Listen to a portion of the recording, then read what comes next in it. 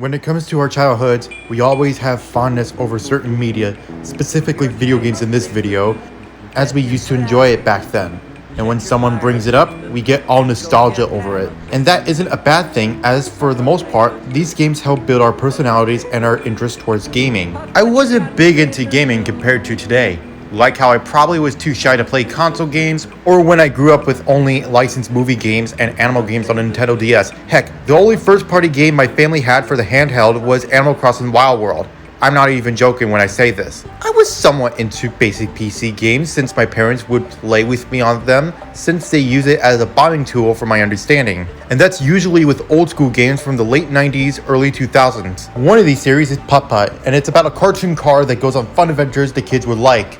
The game I'll be discussing today would be Putt-Putt Saves the Zoo, since it was apparently ported over to the Switch not too long ago. Originally released in 1995 on Windows, it's a good old classic computer game that looks fantastic today with its limited visuals that help build its charm. You looked at the title, so I'll just start the video. It's the myth, the legend, Squidward 5, and this is my gaming essay on Putt-Putt Saves the Zoo.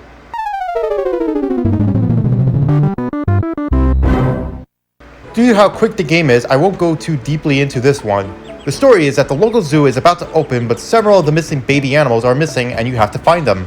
The plot makes sense, and it's a damn good one. For the very young demographic they're going for, it's simple enough and easy to understand since the game is entirely based on that.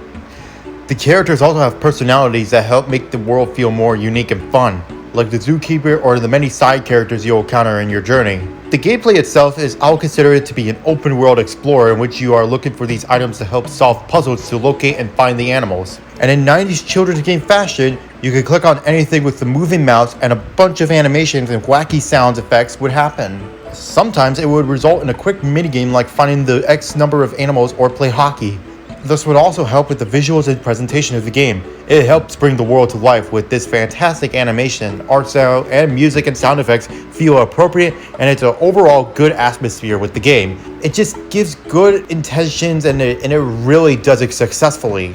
When playing this on Switch, I noticed a few frame rate drops, especially when moving the cursor around, but it's not that big of a deal. And the subtitles feel weird and should have just kept them in the bottom of the screen for consistency. Overall, Putt-Putt Saves the Zoo is if not one of the best video games ever made. Anyone can find fun in this, and it was executed to the fullest. This game gets a 10 out of 10.